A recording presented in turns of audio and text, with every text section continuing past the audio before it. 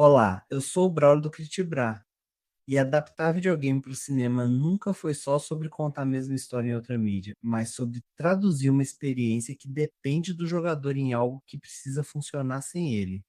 E quando a gente fala de Super Mario Galaxy, o filme, essa discussão fica ainda mais evidente, porque o ponto de partida é um dos jogos mais marcantes da franquia, lançado em 2007, que leva o Mario para um ambiente completamente diferente, com planetas menores, gravidade variável e uma sensação constante de descoberta.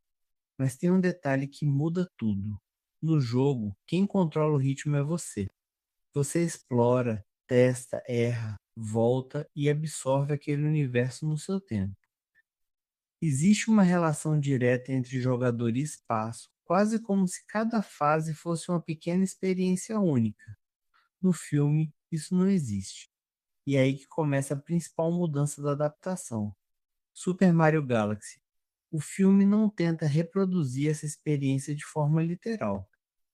Ele pega essa essência e transforma em uma narrativa contínua, mais acelerada, com começo, meio e fim bem definidos. Isso muda completamente a natureza da obra, porque o que antes era exploração, agora vira condução.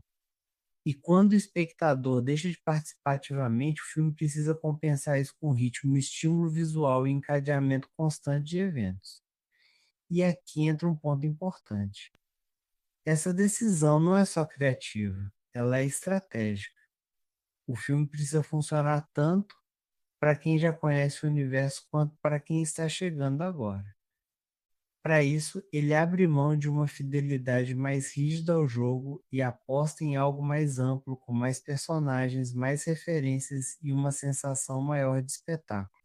É uma escolha que prioriza alcance, mas que inevitavelmente abre mão de parte da intimidade que o jogo constrói com o jogador.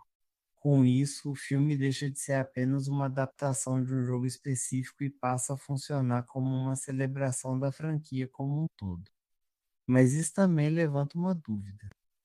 Até que ponto ampliar o universo fortalece a experiência e quando começa a diluir a identidade original?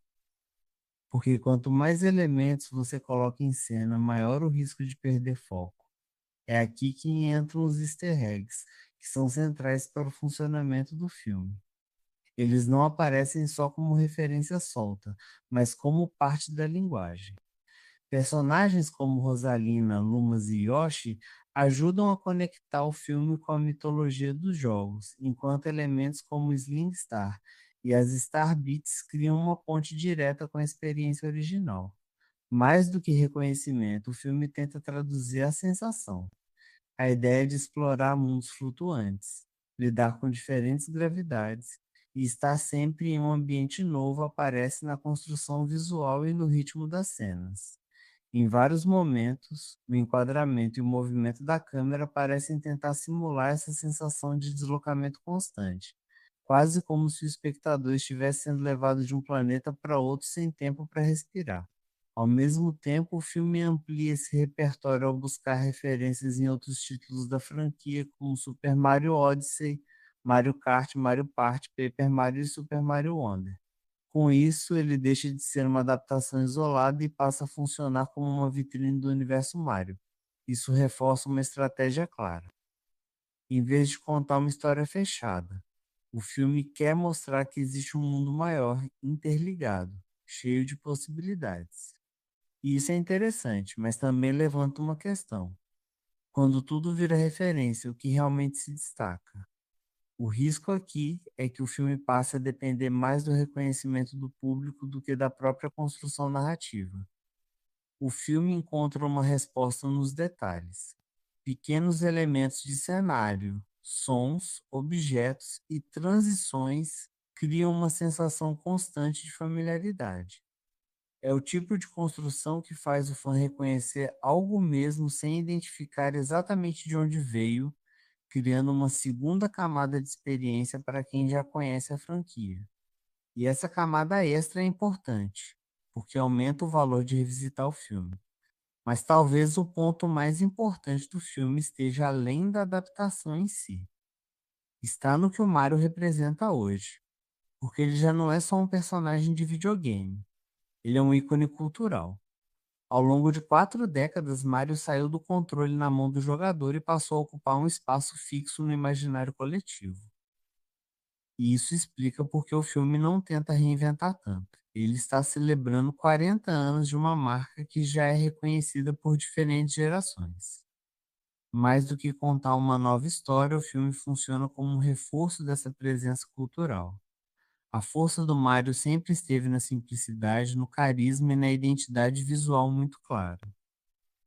Elementos como o bigode, a boina vermelha, os cogumelos e a trilha sonora criaram uma imagem universal, reconhecível até por quem nunca jogou. Isso facilita muito a transição entre mídias, porque o reconhecimento é imediato, quando você compara com figuras como Mickey, Batman ou Superman. Fica mais fácil entender essa dimensão. Todos eles ultrapassaram suas mídias de origem, mas Mario tem uma particularidade. Ele fez isso sem precisar mudar radicalmente. Ele se adapta sem perder a essência, o que é uma vantagem enorme quando o objetivo é alcançar novos públicos. E quando a gente amplia um pouco o olhar, dá para perceber que Super Mario Galaxy, o filme não está sozinho nessa lógica. As adaptações de videogame mudaram muito nos últimos anos. Antes vistas como apostas incertas, hoje elas viraram parte importante do cinema comercial. Mas não foi uma evolução linear. Foi uma série de tentativas até encontrar um caminho que realmente funcionasse com o público. O próprio Super Mario Bros. O filme de 2023 mostra isso com muita clareza. Ele não tentou ser complexo, nem reinventar a narrativa. Apostou em ritmo, em reconhecimento imediato e em um universo fácil de consumir. Resultado, virou a maior adaptação de videogame da história. E isso acabou influenciando diretamente o que vemos agora nessa sequência. Mas aí você olha para outros casos e percebe abordagens bem diferentes. Detetive Pikachu, por exemplo, escolhe um caminho mais específico. Ele mistura live action com animação, aposta em uma narrativa mais contida e usa a nostalgia como porta de entrada, sem depender só dela. Já Warcraft faz o oposto. Ele tenta levar toda a complexidade do jogo para o cinema, constrói um mundo grande, cheio de regras e personagens, mas mostra como isso pode afastar quem não conhece aquele universo. E aí entram exemplos como Rampage, que praticamente abandona a fidelidade e usa o jogo só como ponto de partida, e Sonic 2, que encontra um equilíbrio interessante entre ação, humor e construção de franquia. Cada um desses filmes representa uma forma diferente de lidar com o mesmo desafio, e quando você coloca tudo isso lado a lado, fica mais claro o que está acontecendo. Não existe uma única forma de adaptar videogame, existe interpretação. E é exatamente isso que Super Mario Galaxy, o filme, faz. Ele não tenta ser o jogo, ele tenta ser uma experiência que funcione para muita gente ao mesmo tempo. Ele troca profundidade por alcance, exploração por ritmo e interatividade por espetáculo. É impossível não sair com um sorriso no rosto da sessão, mas ao mesmo tempo fica uma sensação. Até que ponto essa escolha segura ainda sustenta o interesse a longo prazo? Em algum momento, o público pode começar a esperar algo além da repetição da fórmula. Agora eu quero saber de você. Você acha que adaptar videogame é mais sobre fidelidade ou sobre saber transformar a experiência em algo novo? Se curtiu esse tipo de análise, aproveita para dar like no vídeo, compartilhar com alguém que também gosta desse universo e seguir o canal para mais conteúdos como esse. Eu sou o Braulio do Critibra. Obrigado por estar comigo até aqui e a gente se encontra no próximo filme.